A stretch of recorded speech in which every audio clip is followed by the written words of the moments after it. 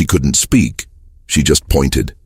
And when he looked into her eyes, he knew it was too late for some things. But the silence of that rest area hid something that not even the asphalt could erase. What Edge saw in the bathrooms that morning would change not only that day, but the rest of his life and that of a child who was still trembling. I-40 cut through Tennessee like a gray scar. Edge Rider had stopped there only because his Harley was consuming too much oil, and he needed to stretch his legs. Empty rest area. 6:30 in the morning, low fog, smell of wet grass and old diesel. He was leaning against his motorcycle, drinking cold coffee from a gas station when he saw it. A girl, maybe 7 years, maybe less, tangled brown hair, pink t-shirt 3 sizes too big, bare feet on the cold concrete. She was standing near the trash can, looking at him, not asking for anything, just looking. Edge looked away. It wasn't his problem. It never had been. 23 years on, the road had taught him that. Don't get involved. Don't ask questions. Don't look twice. But when he threw the glass away and went back to his motorcycle, she was closer, still looking. Her eyes were too dark, too deep, the kind that had seen things a child shouldn't even know exist. Edge put on his helmet. She took a step. He raised his arm, and he pointed to the women's restroom. Her hand was trembling. Edge felt something icy run down his spine. It wasn't fear. It was recognition. The kind that comes from a dark place inside you, where the things you've tried to forget reside. He looked at the bathroom. Door ajar. The light was off inside. No sound. He looked back at the girl. She was still pointing. Her lips moved, but no sound came out. Edge got off the motorcycle. He stepped slowly. The girl stepped back, but didn't run. She just stood there, trembling, pointing. When Edge walked past her, he saw the pink t-shirt had stains, dark brown, old women. He stopped at the bathroom. Door. He pushed with his boot. The hinge groaned. Inside it was dark. It smelled of mold, urine, and something else. Something metallic. Edge lit the lighter. The flame flickered. And then he saw toilet paper on the floor. Lots of it. Blood-stained. An open handbag. Spilled contents. Broken lipstick. Wet documents. A sandal. Just one. And on the wall, written in red lipstick, in trembling letters, "He's back." Edge felt his stomach churn. He left slowly. The girl was exactly where he had left. Her. He crouched down in front of her. Where is she? The girl looked at him, without blinking. Where is the woman who was here? Silence. Then slowly, the girl pointed to the parking lot. Empty. Absolutely empty. Edge looked around. No cars, no trucks, nothing, only his Harley. And when he looked back at the girl, she whispered something so softly that he could barely hear it. He took Mom, and in that moment, Edge Rider realized that this child wasn't asking for help. He was counting down his mother's last minutes and hoping that he would do what no one had ever done for him. Edge knelt on the cold concrete. The girl looked at him without crying, without screaming, without begging, just waiting. He'd seen that look before, in the mirror, when he was 9 years old, when the social worker asked if he wanted to report his stepfather, and he stayed silent because he knew no one would believe him. That look said, "I know you're not going to do anything," and that hurt more than any punch Edge had ever taken. He swallowed hard. "What's your name?" Silence. "Are you hungry?" She shook her head. Obvious lie. Edge pulled a grain bar from his jacket pocket. Crumpled. Old. He always carried one. I never knew why. He extended it to her. The girl looked at the cereal, then at him, then at the cereal again. He picked up. He didn't eat. He just held on. When did he take his mother? The girl pointed to the sky. Edge frowned. In the morning. She shook her head. He pointed again. More slowly. toward the horizon. So Edge understood. It was still dark. She nodded. That meant hours ago, 3, maybe 4. You've been here this whole time? Silence, waiting for someone to stop. She looked at the ground. Edge felt something crack inside him. Did many people stop working? The girl raised 4 fingers. And nobody stopped to help you. She lowered her hand. Edge took a deep breath. The anger rose slowly, hot, familiar. The same anger he had suppressed for years. The anger that told him the world didn't care, that children like them were invisible. He stood up. Did you see his car? She nodded. What color? The girl pointed to the sky again. Edge looked up. Gray clouds. Gray? She shook her head. He pointed towards the horizon. The light was dim. The blue was pale. Blue? She nodded.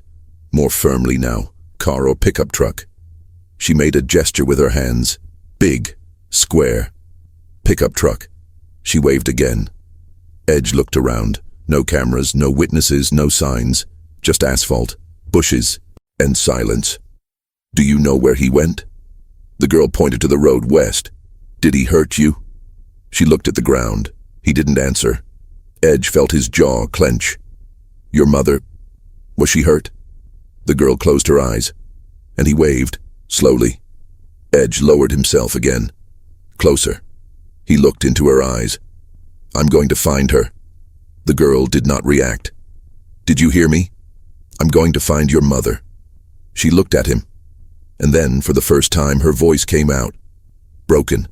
Thin. Tired. Everyone says that. Edge felt as if he had been shot, because she was right. Everyone's talking about it. Nobody does it. He stood there on his knees, looking at that child who had seen the worst of humanity even before learning to read. Subscribe to the channel now and comment on where you're watching from, because this story will break your heart. And you need to see it until the end. It deserves your attention. And then he did something he had never done before. He removed the club patch from the back of his jacket, old leather, worn out, with the Edge Rider's MC emblem, and he placed it on her shoulders. The jacket was enormous. It covered the girl completely. She looked down, at the patches, at the colors. This means I don't lie, Edge said, his voice hoarse. It means I don't abandon you, understand? She touched the patch with her little fingers. I'm going to find your mother, and you're going to stay with me until that happens. The girl looked at him, and for the first time, she blinked. A tear rolled down. Just one. And in that silence between a broken-down motorcyclist and an abandoned child, something ancient and dangerous awoke, the promise that, this time, someone would fight. Edge put the girl on the back of the Harley. She was too light, too small. When he adjusted the spare helmet on her head, he saw the marks. On the neck, Roxas, old women, fingers. He didn't say anything. He just fastened the buckle and started the motorcycle. The girl gripped his waist, without hesitation, as if she'd done it before, as if trusting strangers was the only option she'd ever had. Edge accelerated slowly. He took the road, west, the same direction she had pointed. He didn't know what he was looking for, but he knew what he was running away from. Edge's earliest memory was of a locked door. He was 5 years old. His mother was outside, screaming. His stepfather was inside, hitting him. Edge learned early on that shouting doesn't help, that crying is a waste, which adults mind. At 9, he slept with a knife under his pillow. By 12, he had been beaten so badly he didn't even feel it anymore. At 15, he ran away. He lived on the streets. He lived in shelters. He lived in the garages of people who pretended to care until he became a problem. At 18, an old biker named Wrench stopped at a traffic light and saw Edge sleeping under a bridge. I said nothing. He only played one game. Edge caught it. It was from an old Sportster, broken, rusty. Fix. It's yours, Wrench said, and he left. Edge took 6 months. He worked in car washes, gas stations, and junkyards. He put the pieces together piece by piece. He learned on his own. When he finally started the motorcycle, Wrench was leaning against the wall, smoking. "Welcome to the club, kid." Edge Rider's MC. They weren't family, but that was the closest he'd ever come. The girl squeezed his waist tighter. The edge has been reduced. He looked in the rearview mirror. She was looking back. The horizon. At the place where her mother disappeared. He recognized that look. The one for those who want to go back in time. The kind of person who prays to wake up and discover it was a nightmare. Edge pulled over to the side of the road. He turned off the motorcycle. He turned to her. "What's he like?" The girl took off her helmet. Her hair was stuck to her face. "Stop. Taller than me." She looked at him, sized him up, waved. Hair, short, black. Tattoo. She touched her own arm. She indicated her forearm. "Here." She nodded. "Fan?" She made a strange gesture. Curves, circles. "Cobra?" She shook her head. "Dragon?" He waved. Edge felt a tightening in his chest. Dragon on the forearm. "Blue pickup truck. Is he your father?" The girl lowered her head. Silence. Then, almost voiceless, "He said it was." Edge froze. "These? My mother." She met him at work. He was nice. He brought gifts. He called me princess. Her voice broke. "Until we move into his house." Edge closed his eyes. "I knew that story. I knew how it would end." "How long did you live there?" 3 months. "And there?" Then he started hitting. Her voice was flat now. "Dead. At my mother's. Every day. For everything. Cold food. Clothes out of place. He drank. He yelled. He broke things." She wiped her nose with her sleeve. "My mother tried to leave. He locked the door. He hid the car keys. He took her phone." Edge gripped the handlebars. "Last night we ran away. My mother broke the bathroom window. We ran. We hitched a ride with a truck driver to this rest area.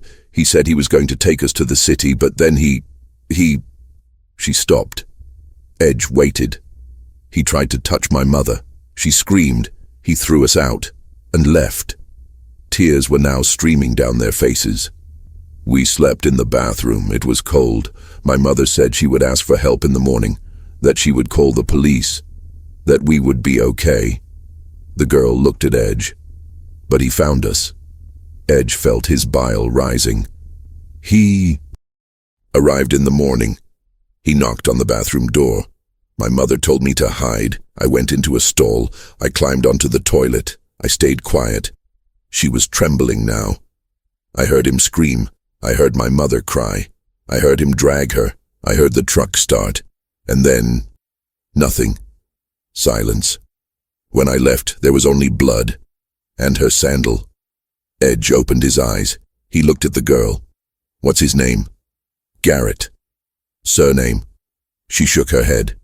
"City? Jackson, I think." Edge started the motorcycle. "Jackson, Tennessee, 40 minutes from there." "And what's your mother's name?" The girl looked at him. "Sarah." Edge nodded. "Hold on tight. Sarah will come back to you." The girl put on her helmet. And when the motorcycle accelerated, she whispered something that the wind almost carried away. No one ever came back. But this time, Edge Rider was nobody. And Garrett was about to find out what happens when you mess with the wrong person. Jackson was too small a town to hold big secrets. Edge stopped at a gas station on the outskirts of town. He turned off the motorcycle. The girl got off, her legs trembling. He bought water, crackers, and a hot dog, which she ate in 3 bites. "Do you remember the address?" She shook her head. "Do you remember the street?" Silence. "Anything? House color, number?" She closed her eyes. She thought. There was a tree, a big one, in the front, and an old car, without a wheel, in the yard. Edge nodded. "Anything else?" Near a church, small, white. He paid at the register. An old man with a team cap and a faded tattoo on his arm. "Do you know a guy named Garrett?" Edge asked. The old man looked at him, then at the girl. "Garrett who?" "Lives here. Blue pickup truck. Dragon tattoo on his arm." The old man frowned. "Garrett Moss?" Edge felt his heart race. Could it be? The old man spat on the ground. "If it's him, you don't want to meet that guy." "Why?" "Because he's a son of a bitch. He beats women. He owes money to half the world. He's already been arrested twice. Domestic violence, threats. They released him because the victim didn't want to testify." Edge clenched his jaw. "Where does he live?" The old man hesitated. "Listen, man. I don't know what this is all about, but where does he live?" The old man looked at the girl again. He saw the jacket, the patches. She sighed. "Oak Street, greenhouse, 3rd Street from the Baptist church." Edge nodded. It went out. He put the girl on the motorcycle. "You're going to stay here." She looked at him, startled. "Just for a while. I'm going for a walk. See if I can find the house. What if you don't come back?" Edge ducked. "I'll be back." "How do you know?" "Because I promised." She looked at him, doubting. Edge took out his wallet. He took out a $20 bill. He put it in her hand. "If I don't get back in an hour, you take this money, go into that gas station and ask the old man to call the police. Got it?" She held the note. "And my mother? I'm going to bring her back." She swallowed hard. "Viva." Edge stopped. He looked at the girl, and he lied. Viva. Oak Street was exactly what Edge had hoped for. Old houses, broken down cars, dead lawns, dogs chained up, barking at nothing. The greenhouse was in the middle of the block. Large tree in front. Blue pickup truck in the garage. The engine is still hot. Edge drove slowly. He didn't stop. He turned around. He parked 2 blocks back. He got off the motorcycle. He walked. Silent. It came close. The front door was ajar. Inside, voices. He approached. He leaned against the wall. He listened. "I shouldn't have come back here, Sarah." Male voice. Deep. Too calm. "Garrett, please." A female voice. Trembling. Broken. "Please what? You ran away. You took the girl. You made a fool of me. I just wanted to protect her." Sound of a slap. Sarah screamed. Edge felt his vision darken. "Protect me?" Garrett laughed. "Protect me from me? I gave you everything. Shelter. Food. I got you out of that shitty life. And you thank me by running away?" "You hit me!" Sarah shouted. Another slap. Stronger. Edge heard her body hit the ground. "I was teaching you," Garrett said, his voice now cold. "Because you're stupid. Stubborn. But I still like you, Sarah. That's why I came back. To give you another chance." Silence. "And the girl?" Edge froze. "Which girl?" Garrett said. "My daughter. Where is she?" Garrett laughed. "I left her there. In the rest area. Alone. Crying." Sarah sobbed. "You're a monster. I'm a realist. That brat is just a nuisance. But don't worry. Someone will catch her. The police, social services, or some truck driver who likes children. It doesn't matter." Edge heard nothing more.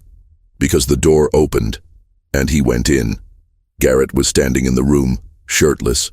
Dragon tattoo on his left arm. Stubble. Bloodshot eyes. Sarah was on the floor. Nose bleeding. Black eye. Torn blouse. Garrett looked at Edge. "Who are you?" Edge did not respond. He only looked at Sarah. She looked back, wide-eyed, waiting. Garrett stepped forward. "I asked a question." Edge finally looked at him. "Where are the truck keys?" Garrett frowned. "What? The key, where is it?" Garrett laughed. "Are you crazy, man?" Edge took a step. "You're going to give me the key. You're going to give me the wallet, and you're going to lie down on the floor."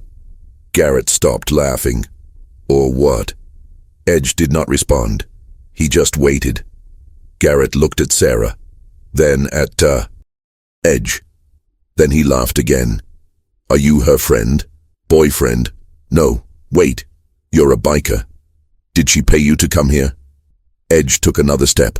Last chance. Garrett spat. He is going to screw it up. And he grabbed a knife from the table. And in that second, Edge Rider understood that violence couldn't be avoided, only redirected. And Garrett Moss was about to learn that there are men worse than him. The knife in Garrett's hand was a kitchen knife, 20-centimeter blade, dirty. Edge looked at her, then at Garrett. I said nothing.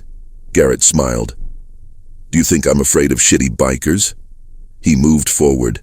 Edge dodged. Easy. Garrett was fast, but Edge had 20 years of street fighting in his blood. Garrett invested again. Edge blocked him. He grabbed his wrist. He twisted it. The knife fell. Garrett shouted. Edge shoved his knee into his stomach. Garrett, good. Edge threw him against the wall. The plaster cracked. Garrett fell. He tried to get up. Edge stepped on his chest. Garrett looked up, gasping. Scared now. You can't. Edge ducked. Can't I what? Garrett did not respond. Edge pressed his foot. Garrett groaned. The key. Garrett pointed to the sofa. Jacket thrown there. Edge took it. Inside pocket. Truck key. Wallet. Documents. He looked at Sarah. She was still on the ground, staring, in shock. Can you walk? She nodded. Get up. Let's go out. Sarah tried to stand up. She staggered. Edge held her arm. Garrett laughed. A low laugh. Sick. Do you think this is over? Edge looked at him. I'm going after her, Garrett said. I always will. No matter where you run, Sarah, I'll find you, because you're mine. Sarah trembled. Edge let go of her arm. He went back to Garrett. He bent down. She looked him in the eyes. You'll forget she exists. Garrett laughed again. Or what? Edge remained silent. Then he picked up the knife from the floor. Garrett stopped laughing. Edge gripped the knife, close to Garrett's face. The blade reflected the dim light. I'll come back, Edge said, his voice low, controlled. And I won't be nice. Garrett swallowed hard. Are you threatening me? In my house? Edge did not respond. She only touched the blade to Garrett's face, slowly, coldly. Garrett tried to move. Edge pressed his foot harder. Do you know what I am? Edge whispered. Garrett looked at the jacket, at the patches. Motorcyclist. I'm a ghost. I don't appear on records. I don't have a fixed address. I don't have a family. Nobody misses me. Do you understand? Garrett blinked. That means if I come back here and you've touched her again, nobody will know. Nobody will look for you, and you'll simply disappear. Edge's voice was icy, just like a lot of guys I've known, who beat women, who hurt children, who thought they owned people. Edge moved closer. They thought they were the coolest too, until they disappeared. Garrett was trembling now. You can't. I can. And I will. If you take a step towards her. If you call. If you text. If you breathe near her. Edge pushed the knife away. He stood up. He looked down. Stay on the ground. Don't move. If I see you standing before we get out of this street, I'm coming back and finishing this right now. Garrett didn't move. Edge grabbed Sarah by the arm. He guided her to the door. She looked back. For Garrett. For the man who promised love and delivered terror. Edge pulled her. Don't look. They left. The pickup truck was hot. Edge placed Sarah in the passenger seat. She cried. Silently, her hands trembling. He started the engine. He left the garage. He looked in the rear-view mirror. Garrett was at the window, looking. Edge floored it. When they arrived at the gas station, the girl was sitting on the curb, still holding the $20 bill. She stood up when she saw the pickup truck. Edge stopped. He went down. The girl ran. It stopped. He looked inside the pickup truck. He saw his mother. Mommy. Sarah opened the door. She went out. She fell to her knees. The girl ran towards her. He hugged her. Sarah held her daughter. She squeezed her tightly. She cried. Edge stood there, still, staring. It wasn't meant for him. That moment. That pain. That cure. He turned around. He started walking back to the Harley. Wait. Sarah's voice. Edge stopped. She was standing now, holding her daughter. Thanks. Edge waved. He didn't look back. How do I pay you back? You don't pay. But just disappear. Take your daughter. Get out of this city and never come back. Sarah remained silent. And him? Edge stopped. He's not going after her. How do you know? Edge looked at her. Because I promised I'd come back if he tried. Sarah looked into his eyes. He saw something there. Something that made her believe. She nodded. Edge turned around again. But then the girl spoke. What is your name? Edge stopped. He looked at her. The girl was still wearing his jacket. Patches on the back. Edge. She nodded. Thank you, Edge. He didn't answer. He just got on the motorcycle. He called. And he left. But as he sped down the road, one thing stuck in his mind. The promise he made to Garrett. And the certainty that one day he would have to fulfill it. Because men like Garrett never stop. And Edge Rider knew that better than anyone. Edge drove for 3 days. Kentucky, Arkansas, Missouri. He slept in cheap motels. He ate at roadside diners. He tried to forget. But I couldn't get the image out of my head. The girl, Sarah, Garrett on the ground, to do. Had he done the right thing? Or had it just created a bigger problem? On the 4th night, he stopped at a bar in Memphis. Dark place. Smell of stale beer and cigarettes. Low country music. He ordered whiskey. He downed it. He ordered another. The cell phone rang. Edge frowned. Unknown number. He answered. Hello? Silence. Then a female voice, low, frightened. Edge? He straightened up. Sarah? He didn't stop. Edge felt his stomach churn. What happened? I did what you said. I left town. I went to Nashville. My sister lives here. She said I could stay. So? He found me. Edge closed his eyes. How? I don't know. He called. He said he knew where I was. He said he was coming to get us. He said you weren't here to protect me. Her voice broke. He said he was going to kill you, and then he was going to kill me. Edge squeezed the glass. Where are you now? At my sister's house. Locked in. But he's outside. How do you know? Because I saw the pickup. Truck. Blue. Parked on the street. Edge stood up. Address. Sarah gave it. Edge turned it off. He threw money on the counter. It went out. Nashville was 3 hours away. Edge did it in 2. The street was residential, small houses, lights on. The blue pickup truck was parked 2 houses down. Engine off, empty, Edge parked. He got out. He walked slowly. He looked around. Nothing. He arrived at the house. The front door was closed. The lights were on inside. It hit. Steps. The door opened. Sarah. Her eye is still bruised. But she's alive. Is he here? Edge asked. She shook her head. He was there. But he disappeared 20 minutes ago. Edge looked out at the street. Where is your daughter? Inside. With my sister. Lock the door.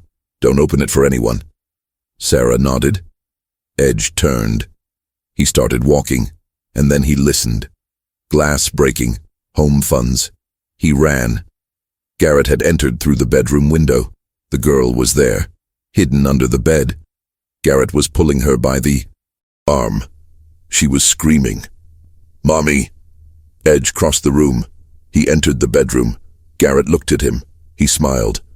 You came. He had a gun, small caliber, old revolver, pointing towards Edge. Let her go, Edge said. Garrett tightened his grip on the girl's arm. She cried. Or what? Edge took a step. Garrett cocked the gun. One more step and I'll shoot. Edge stopped. You're not going to shoot. No. No. Because if you shoot, the police will come, and you'll be arrested. Garrett laughed. I don't mind. You care. That's why you came here secretly. That's why you came in through the window. Garrett hesitated. Edge took another step. You're a coward, Garrett. You always have been. You hit women. You scare children. But when there's someone your own size in front of you, you freeze. Garrett clenched his teeth. Shut up. You're not a man. You're trash. Garrett shouted, Shut up. And he shot. The noise was deafening.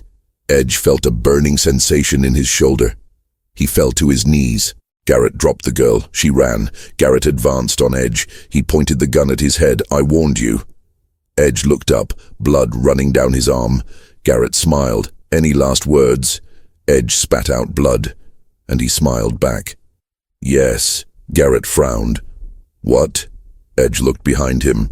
Garrett turned, and he saw Sarah with an iron bar. She hit her, strong.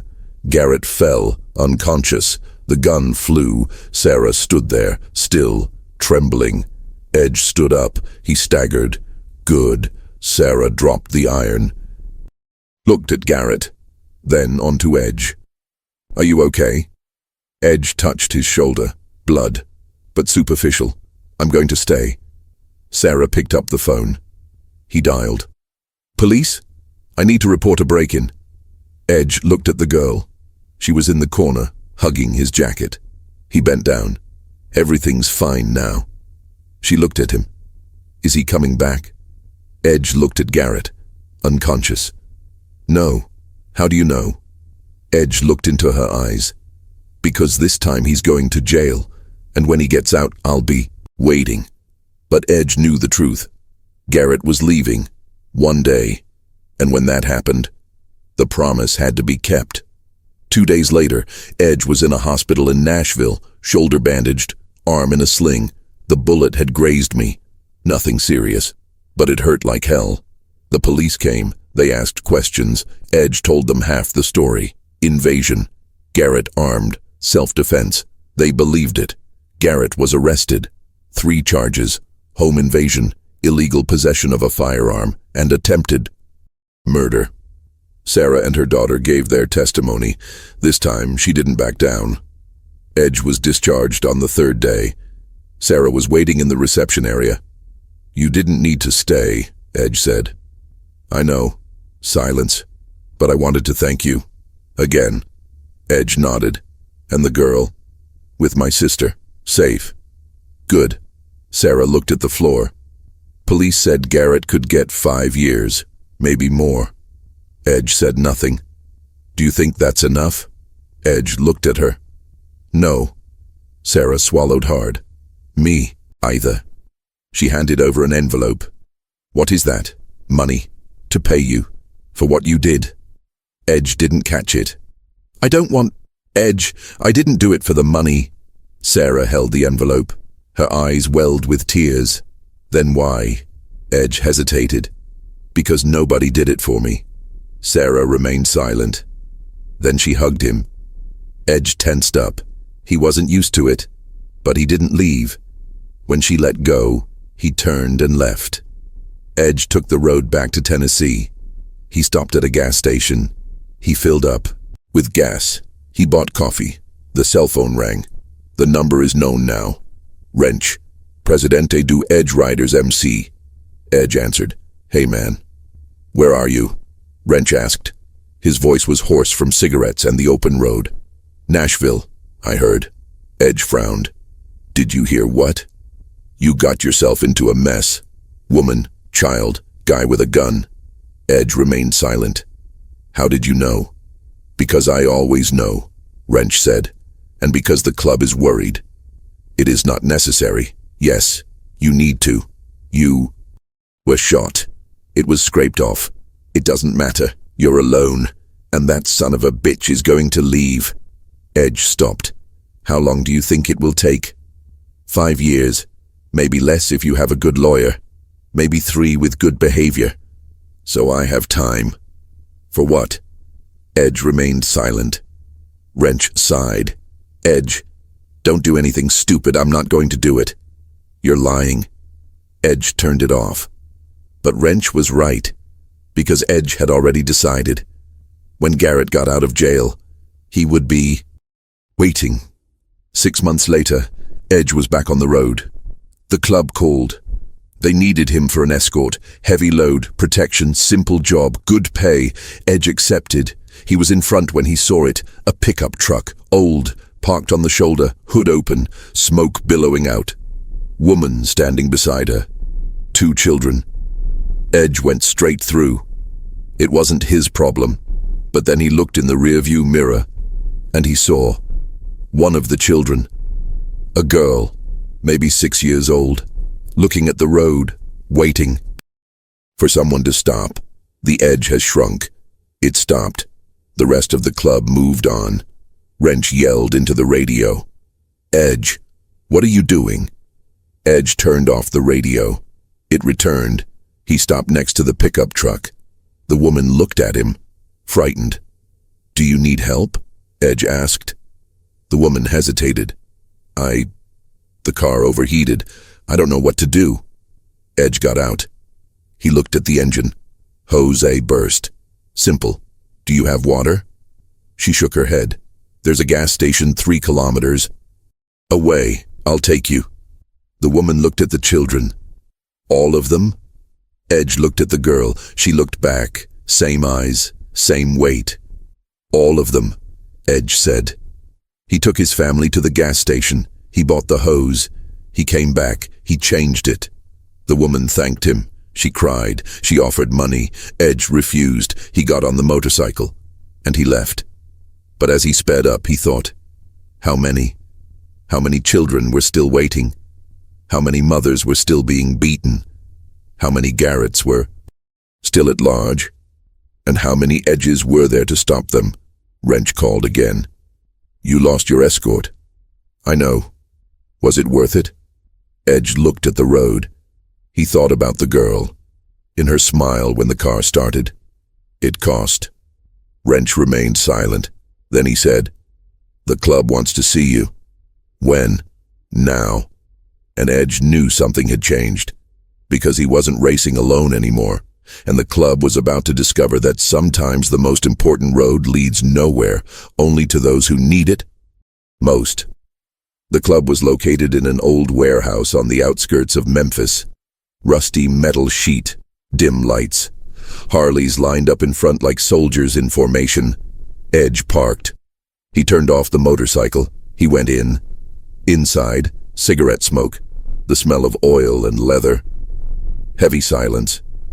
Wrench was sitting at the head of the table, 60-something years old, white beard, tired eyes that had seen everything.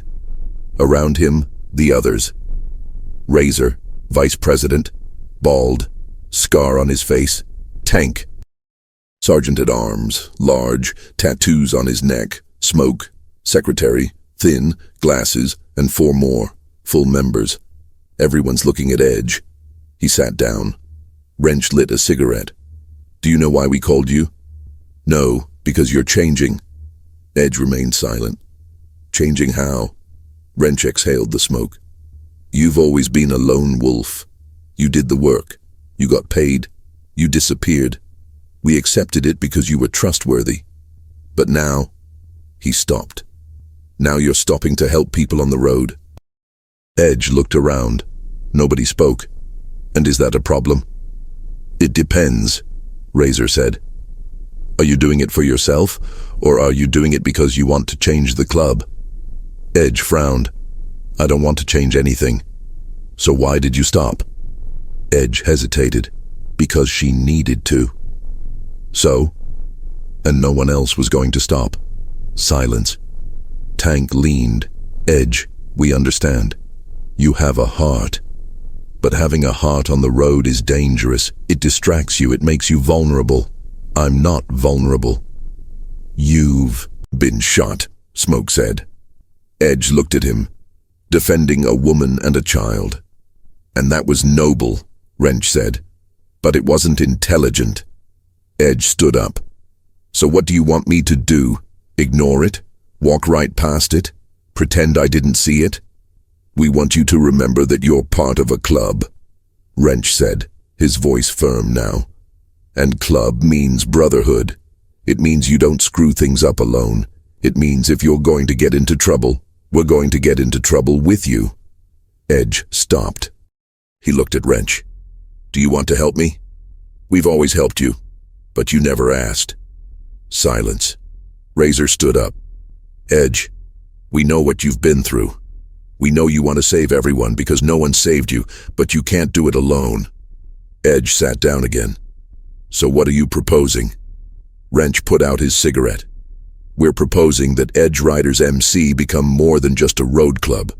We want to become a protection club. Edge looked at him. Like this? We stop to help. We escort those in danger. We protect those who cannot protect themselves. Children, women, families. Tank slammed his fist on the table. We become the guys who show up when nobody else does. Edge felt a tightening in his chest. And how do we do that? Smoke opened a laptop.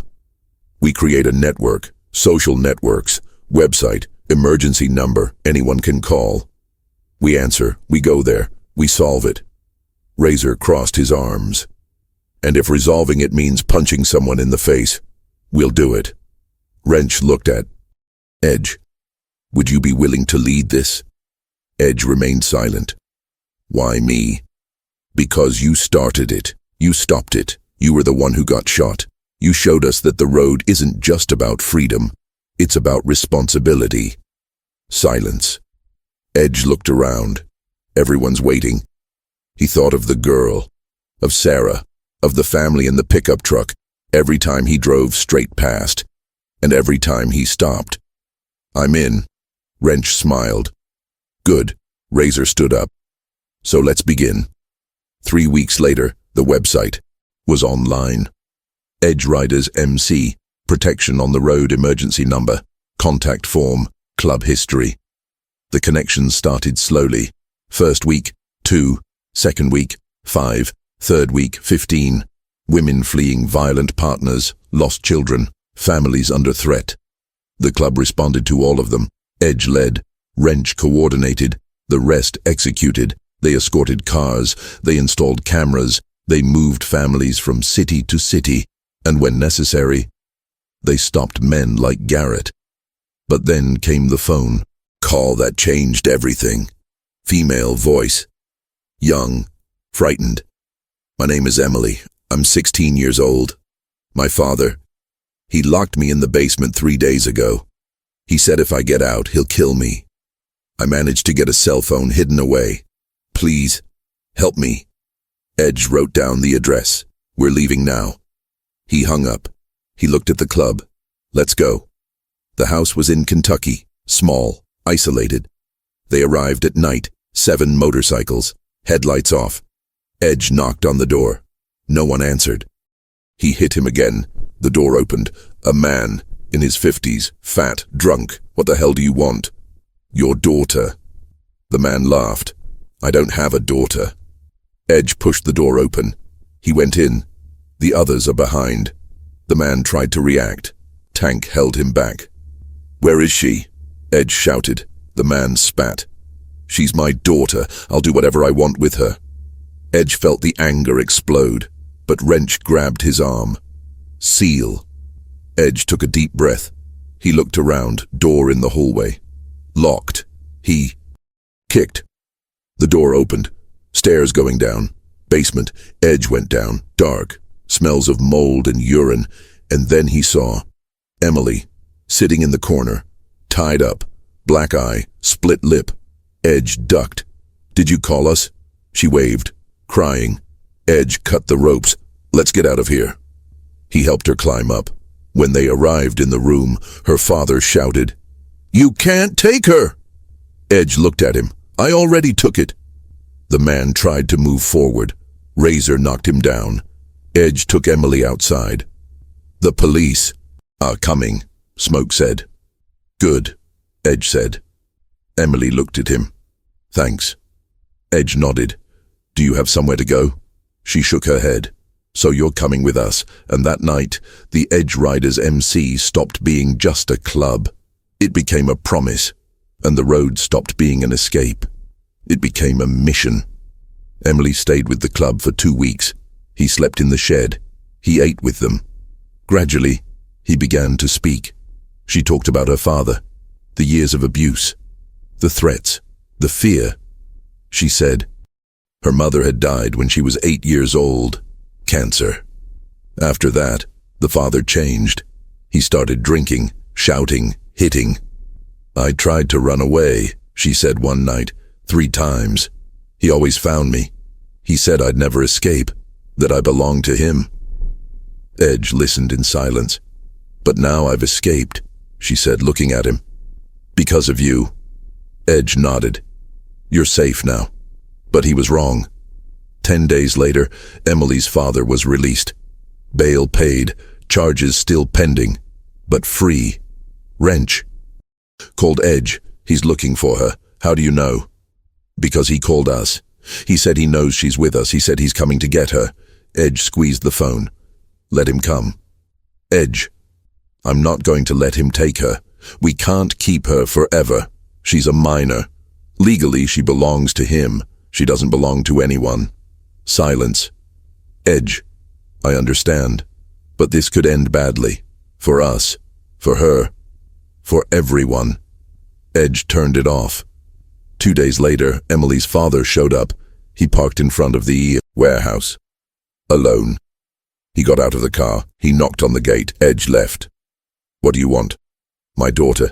She doesn't want to come back. She's a minor. She doesn't get to decide. Edge stepped forward. She will decide. The man smiled. You think you can stop me? I've already called the police. They're coming. And when they come, you're all going to be arrested.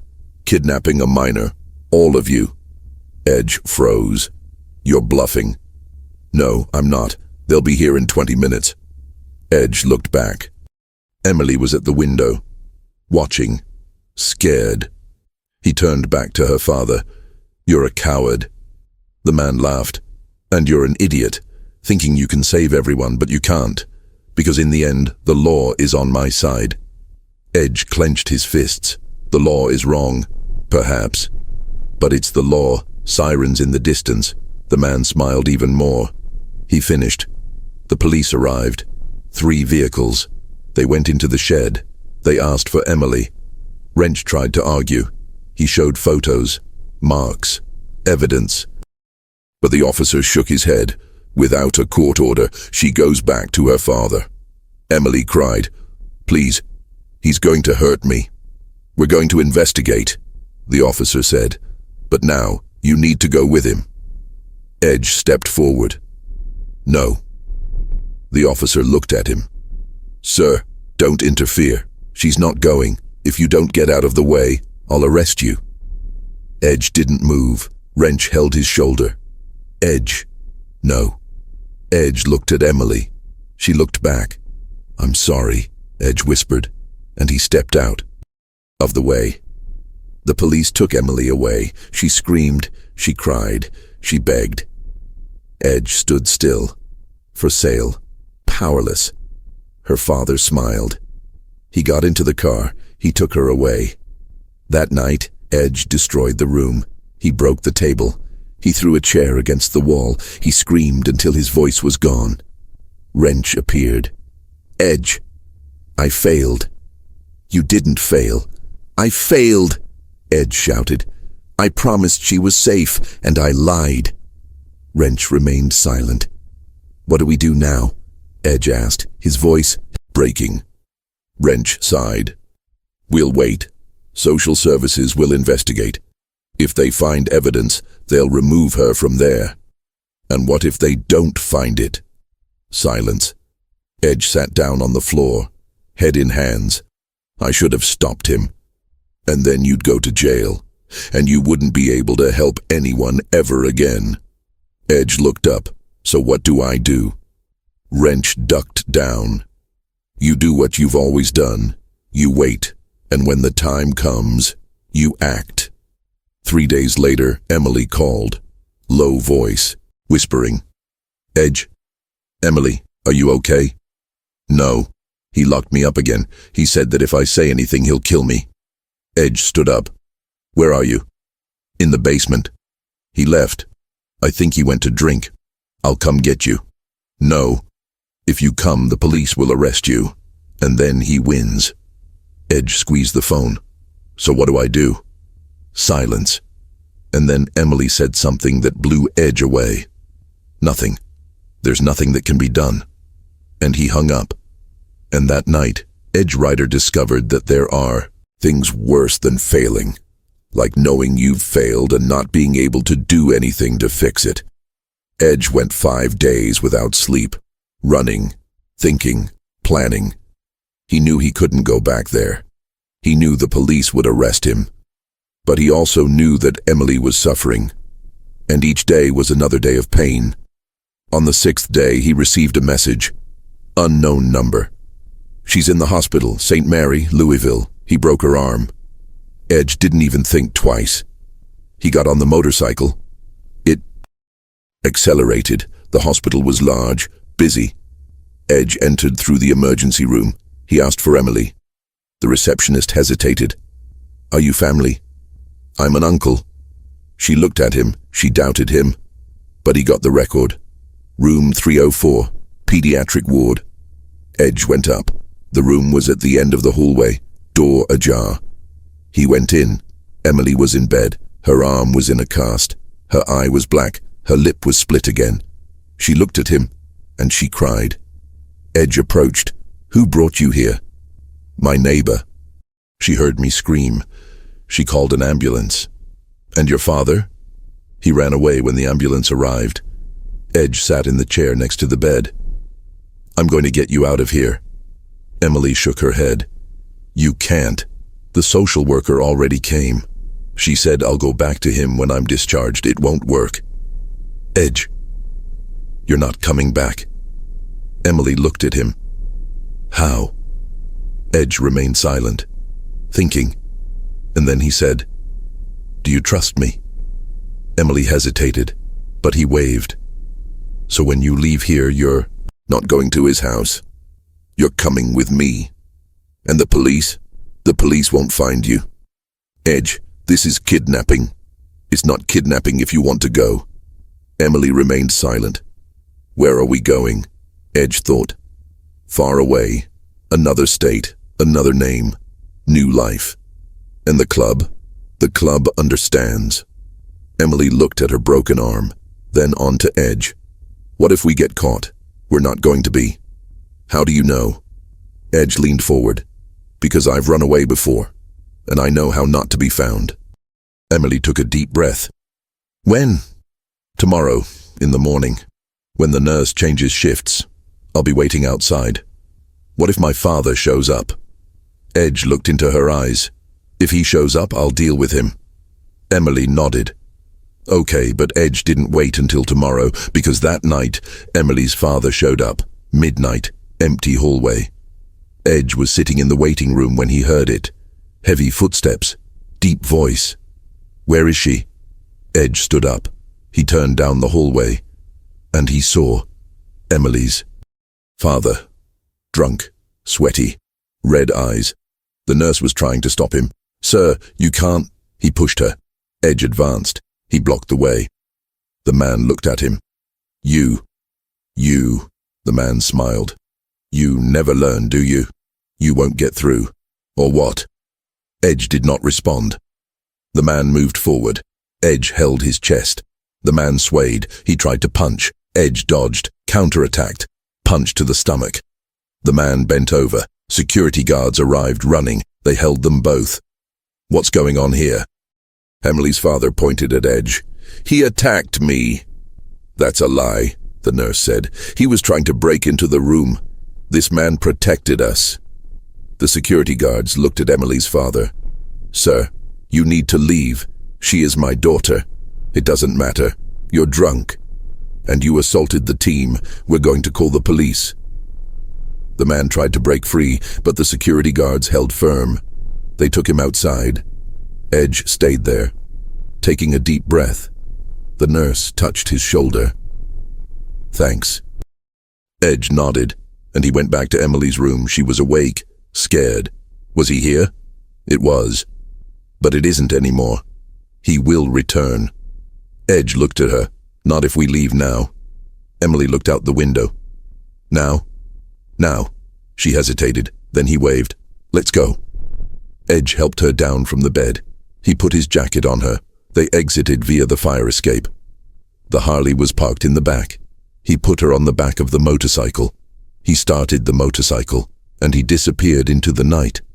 And as the hospital lights faded in the rearview mirror, Edge knew he had crossed the line. But he also knew that, for Emily, that was the only line that mattered. Edge drove all night. He crossed Tennessee. He entered Arkansas. He stopped at a seedy motel on the border. He paid in cash, no questions asked. Emily slept for 12 hours. When he woke up, Edge was sitting by the window, watching. "Are we safe?" she asked. "For now." "And then what?" Edge looked at her. "We'll decide later." Emily sat up in bed. Her arm still hurt. "Edge, I don't want you to go to jail because of me." "I am not going." "How do you know?" "Because we won't get caught." But Edge was wrong. 2 days later, the police issued a warrant, kidnapping of a minor. Wanted, Edge Rider. Real name, Marcus Sullivan. Motorcyclist.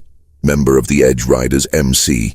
The news spread. Television, radio, internet. Wrench called, "Edge, what the hell did you do?" "Exactly what I needed. You kidnapped a minor.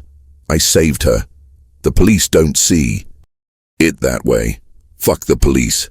Edge, you're going to be arrested, and the whole club is going with you."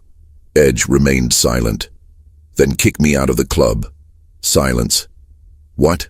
"Kick me out. Say I acted alone. Protect the club."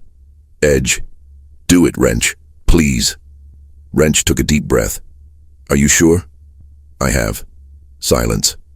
After, "Okay, but you know we still support you, even outside the club." Edge smiled. "I know." He hung up. She looked at Emily. "We need to get moving." They crossed Arkansas. They entered Texas. Edge avoided highways. He took back roads. No cameras, no tolls. But the police were persistent, and Emily's father didn't stop searching. He gave interviews. He cried on TV. He said he just wanted his daughter back. He called Edge a monster, a predator, a kidnapper. Public opinion was divided. Some believed him, others saw through the lie. 3 weeks later, the situation reached a breaking point. Edge and Emily were at a small diner in Amarillo, eating a sandwich, trying to look normal. And then Edge saw Emily's father, entering no money, looking around. Edge stood up slowly. "Emily, go to the bathroom." She looked at him. She saw the panic. "What?" "Now." She got up. She ran. Emily's father saw it. He shouted, "Emily!" He ran after it. Edge blocked it. The man tried to pass. Edge pushed. The man fell. "You're not taking her!" Edge shouted. The man stood up. He pulled out a knife. "I'll do whatever I want." Edge looked around. The whole diner was looking. Someone called. "The police." "Put the knife down," Edge said. "Get out of the way." "No." The man moved forward. Edge blocked. He grabbed the wrist. He cheered. The knife fell. The man screamed. Edge threw him to the ground. It immobilized. "You'll never touch her again," Edge said, his voice low. "Dangerous." The man spat. "She is my daughter. She doesn't belong to anyone. She belongs to herself." Sirens outside. Edge looked at the door. Police arriving. He let the man go. He stood up. Emily left the bathroom. She looked at the scene. Edge. For Dad. For the police to enter. And then he did something that nobody expected. She ran. Edge. She hugged him, and he shouted, "He saved me. My father used to beat me. Edge saved me." The police stopped. They looked at her father, at Edge. One of them approached. "Miss, what happened?" Emily cried. "My father used to beat me every day. He broke my arm. He locked me up. Edge got me out of there. He saved me. The police officer looked at her father. Sir? Emily's father stood up. She's lying. That guy washed her hair. I'm not lying, Emily shouted. Look. She lifted her blouse. He showed the marks. Purple, old, new. The police officers remained silent. Emily's father turned pale. Emily, I want to stay with Edge. He protects me. You only hurt me. The police officer looked at Edge. Sir, you'll have to come with us. Edge nodded. I know. But before leaving, he looked at Emily. You're going to be okay, she cried. And you? Edge smiled. I always stay. And as the handcuffs closed, Edge knew he had done the right thing, even if it cost him everything. The trial lasted 3 months. Edge was charged with kidnapping, illegal custody of a minor, and obstruction of justice. But the defense presented evidence. Photos of Emily's injuries, medical reports, testimonies from neighbors, call recordings. The social worker testified. The history of abuse was confirmed. Emily testified. He told everything, every punch, every threat, every night he was locked up. And he asked to stay with Edge. The judge listened in silence. Then he asked Emily's father, Do you have something to say? The man remained silent. I knew I had lost. The judge banged the gavel. Based on the evidence presented, it is clear that the minor was in danger. Although the defendant's method was questionable, the intention was to protect her. Therefore, I acquit the defendant of the kidnapping charges. The room exploded. Emily cried. Edge closed his eyes. Relieved. The judge continued. However, Marcus Sullivan, you acted illegally. You cannot have legal custody of the minor. She will be placed under state guardianship until a suitable family is found. Edge opened his eyes. No. An order is an order, the judge said. Emily stood up. I want to stay with him. The judge looked at her. Miss, I understand, but he doesn't have the legal capacity.